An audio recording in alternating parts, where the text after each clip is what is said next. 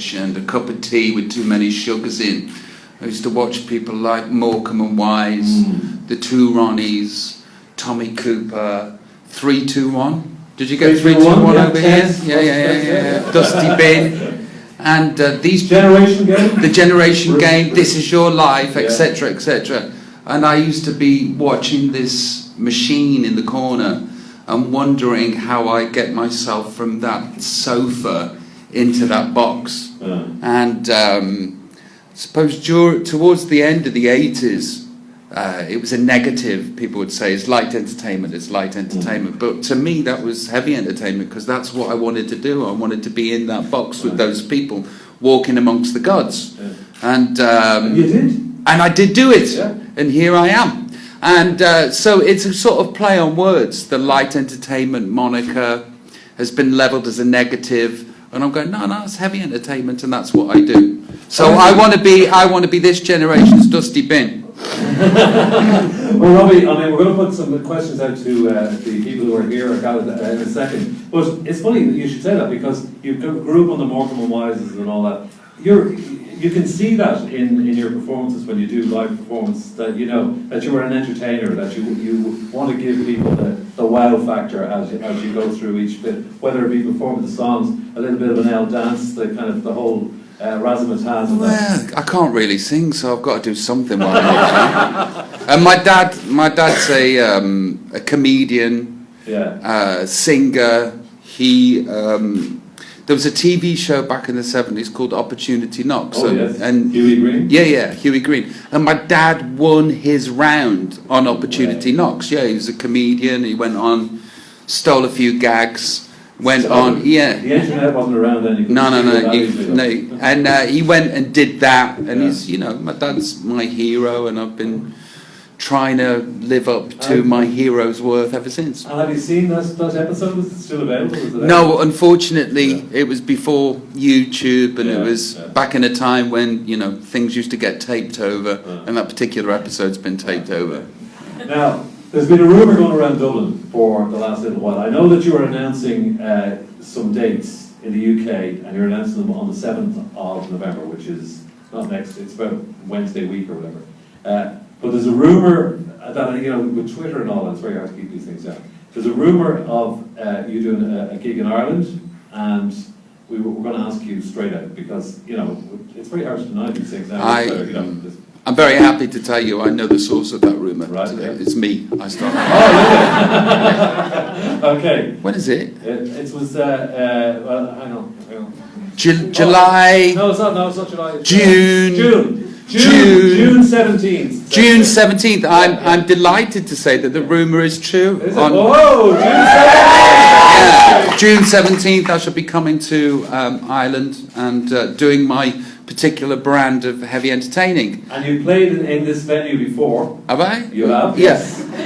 Oh, good. And Michael Jackson famously played out of too, and jet-packed out of the stadium. So you could try and do that. Right, and that is the Aviva Stadium down there on good old Lansdowne Road. So, okay, cool. I'll do that. 17th of June, Aviva Stadium in Dublin. Robbie Williams has just confirmed that with his very own lips. Yes, I'm coming, that's what I'm doing. Thank you. So thank you very much. So isn't that great news? Wow. They are delighted. Great, me too. Yeah. What a warm room. Yeah. So, would anybody like to ask Robbie a question? We've got microphones all over the place. This lady down here, yes? Just give us your name and where you're from, so we can give you a round of applause. Brilliant. Yeah. I'm Jenny. I'm from The Pulse on UTVR. Yay! Robbie, you have been performing for 26 years now. What has been the highlight of your career to date, and what's your favourite song to perform? What's my favourite song to perform? Angels, because it's always the last one. And I've done the job by then, and it's got a very special place in many people's hearts, and it never gets boring, and I always look forward to singing it. And what's the biggest moment in my career? Well, the first Slane that I did, the second Slane that I did where I came back and headlined, it was incredible. But I went to Slane as sort of an outsider because it was a very cool festival with cool acts. And the temperature was, for people like me, was very different back in the day. If you were in a boy band, you're a fucking boy band. You know, but here I was at Slane in this new territory for me, and the place just went mental. And, you know, the euphoria that I felt in that moment was incredible, but all just sort of like confusion and like, me? Really? Okay. And then I went off stage, and I remember the Manic Street Preachers came on. And whilst the Manic Street Preachers came on, people were still chanting my name, which was crap for them, but it was great for me. So I always remember that. But also, you know, Nebworth, 135,000 people each night for 3 nights. That was incredible. And Phoenix Park. That was amazing. It was that incredible, just this, it went back forever and ever and ever and ever. And then turned round a corner. I just remembered there must have been about 20,000 people round a corner that couldn't see me. More people than the Pope. Put that in. We can do that now. Nobody will be stamping on my records. It's okay. Okay, thank you, Jenny. Jenny, again, from the Irish News newspaper in Belfast. Robbie, I'm sure you have fond memories of Belfast. And also, can you tell us about your plans for new duet with Kelly Minogue? Yeah, Belfast was absolutely incredible on the swing tour. Did a show up there, and it was the best audience for the whole of the swing tour. So, yeah, I loved that evening. Thank everybody up there. And Kylie Minogue, yeah, I'm doing a song with her. It's called Your Disco Needs You. It's not on this album, but I have plans for it, and the song resides in my back pocket, ready for deployment at the correct time. But it exists, and it's a thing, and I'm doing it with Kylie again. It's good. Is it recorded? Yeah, it's recorded. Oh. Yeah. Give us a little chorus of it, maybe, just to... Nah. I need some backing. Your Disco Needs You. Okay. Yeah, it's called Your Disco. No, it's not. It's called Disco Symphony. Shit. We already wrote Your Disco Needs You. Yeah, no, it's not called Disco. Over there. Yeah, no. Where are you going with that? Glenda. Yes. Robbie, how's Hi, it going? Glenn. How are It's you? good. Yeah, good, babe. Robbie, I heard you say that the Russians know how to party, and I know you partied in Dublin a few times over the years. Can you tell us your best party here in Dublin? One that you can might remember. Well, I can only just about remember a lot of things. It was a great time when it was my, let's call it my psychedelic period. And by psychedelics, I mean mushrooms. And I was at Bono's house. Sorry to name drop, but I'm going to. And it was late, and I was elsewhere, and I was looking at the best painting in the world that I'd ever seen, with my mouth dropped to the floor like this, going, wow, of course Bono's got the best painting I've ever seen. Of course he's got that. And then Bono appeared, and I was like, Bono, man, you got the best fucking painting I've ever seen. And he was like, Robbie, that's the window. So, you know, stuff happens in Ireland. Absolutely, thank you. Very good. Okay. Oh, Henry. Robbie, Henry McKean from News Story. Hi. Lovely to meet you. Lovely to meet you too. Maybe we'll get closer later. Okay, please. Robbie, I want to ask you about, I suppose, why the Irish love you, your cheeky, chappy persona, and also UFOs, and why you like UFOs. Why I like UFOs. Why do the Irish love me? I don't know. I've done all right in quite a few countries, but people seem to have taken me to their heart here more than most. And when I was growing up, I don't really know. It was because I'm fucking great. I don't know. Are you fucking great? Well, you know, some people would say not, but you know, I do all right. I get up on stage, and I'm normally in a stadium, and lots of people go, yes, we approve, and then they come back again. I don't know. You'd have to ask the people. But there's a kinship. There's definitely a kinship that I have with people here. And I'm a feral. I'm half feral, so you know. And the UFOs, I don't know. I saw one once. It was interesting. It was above my head. And I was totally sober. Tell me about it. I was on a sun lounger. I was in a hotel. It was about 10:30, and I was with a girl, and we were looking up at the moon, and then just above some trees came this thing about the size of this room, and it was silent, and it was about 100 foot up, and it was black, and then it disappeared and went. And when you see something like that, it sort of, you know, sparks an interest. Well, it would do, wouldn't it? But it doesn't happen at Bono's house. It's amazing, isn't it? Okay. Let's go. Hi Robbie. Hi darling. I'm Mary O'Neill from WLR, we're Waterford Local Radio. We're just, you know, we talked a lot about how much you love Ireland. Just wondering, have you ever been to Waterford, and would you like to come and visit Waterford when you're doing your Dublin tour in June? Because we'd like you to taste our staple bread product, which is the blah. Okay. Right. Is that okay to everyone? I've been to Waterford. My mum likes going there, and can somebody send me some blah? Yeah, we'll get some over to you. Okay, great, thank you. Thanks, Robbie. Robbie's going to Waterford. Great news. Cool. Robbie, Rob from Clint, Sunday Life. Can I ask you about being a dad? Yeah. Just how it's changed you. Can you be a rock and roll star when you're a dad? How has it impacted on your life? I stroked a hippo yesterday at the zoo with my 2-year-old Charlie.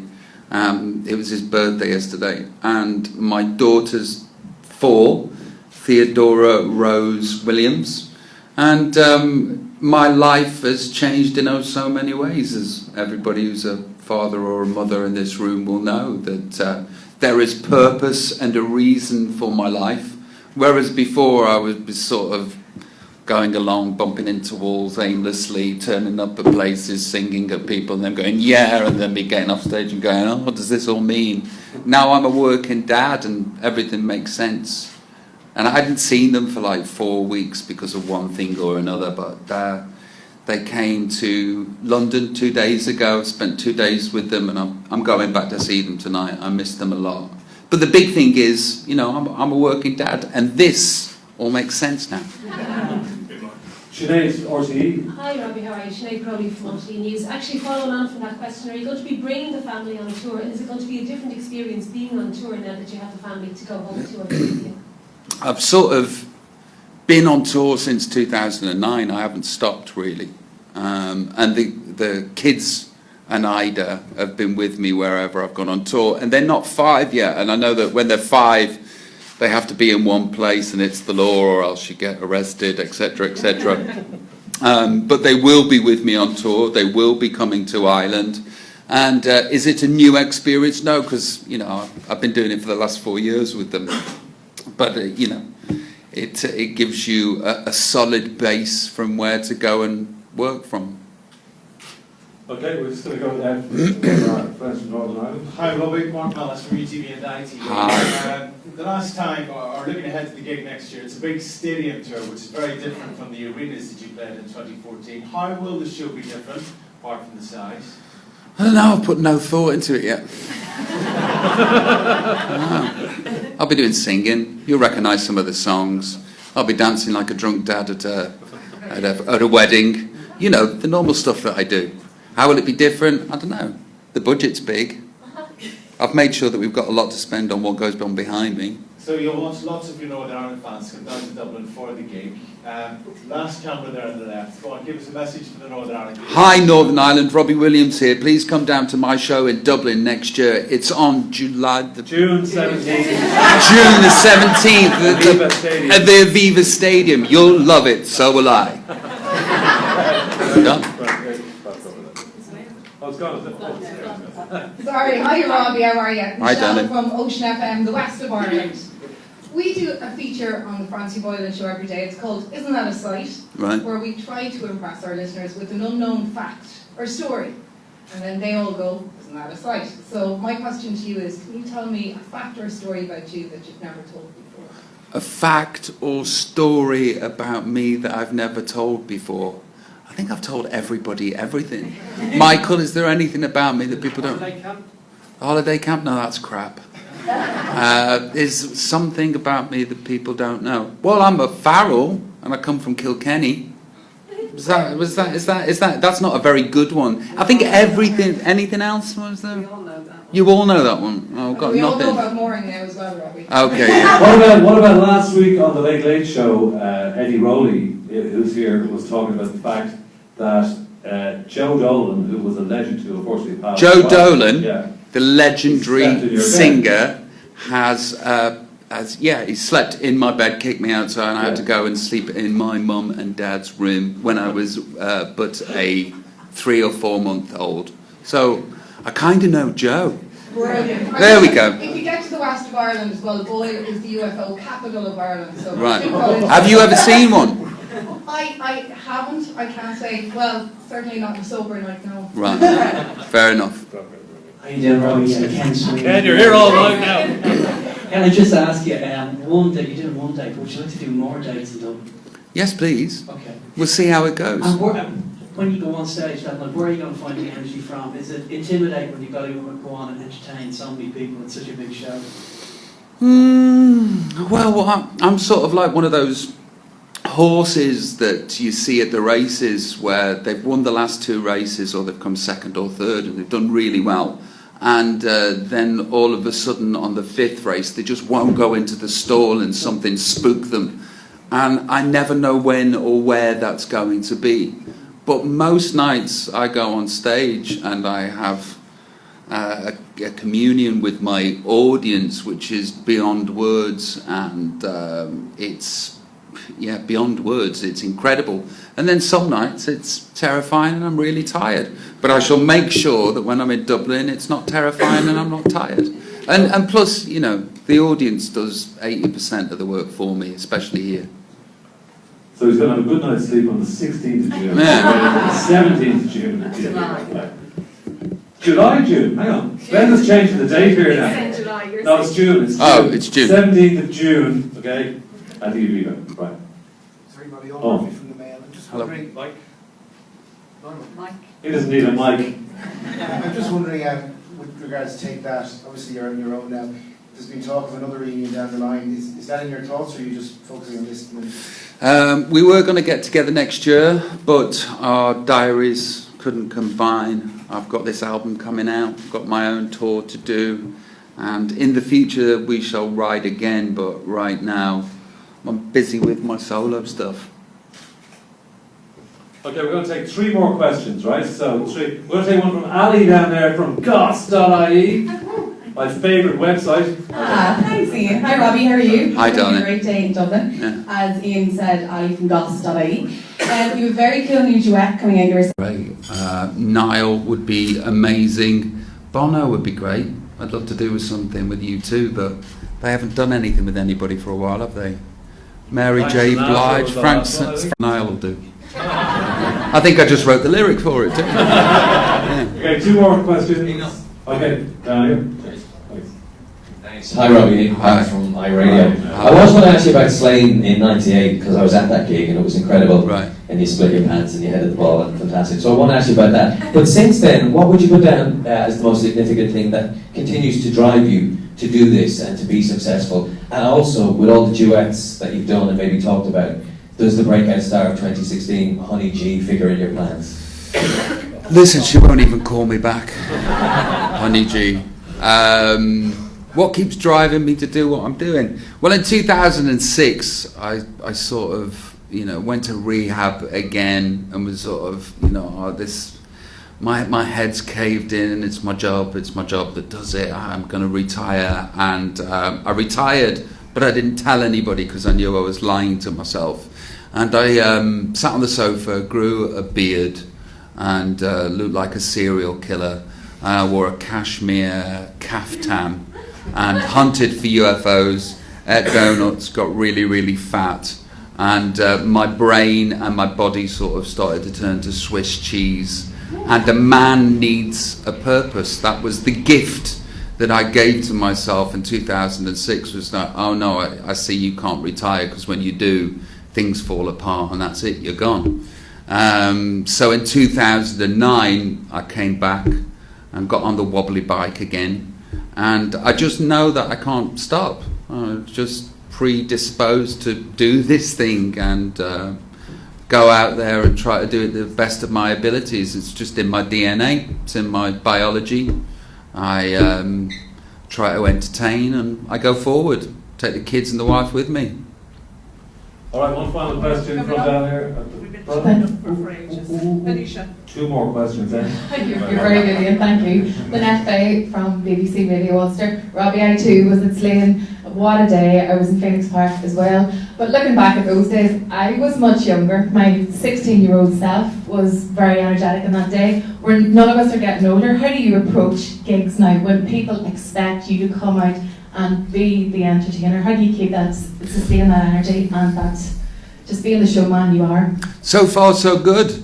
Yeah, honestly, you know, I haven't got to the point where I think, oh, I can't do this or I can't do that anymore. And my audience seem to want to do the same things that they were doing when you were 16. When I say bounce, they bounce, and we bounce together, and, you know, it probably hurts more the next day than it ever has done in the past. But we're still doing this thing, you know, we're still up there, and they're still in the audience, and we still have this symbiotic thing that makes us want to relive our glory days. And so far, so good. I got a bad back, but that's not stopping me doing anything yet. Very good. Okay, now the ultimate finest. Hi there, Felicia from Dublin's Q&A2. Hello. Hello. After your wife had your first baby, you said on Graham Norton's show, watching her give birth was like watching your favourite pub burn down. And then you have another child. Are you going to have some more? Well, it's good because they've built an off license around the back.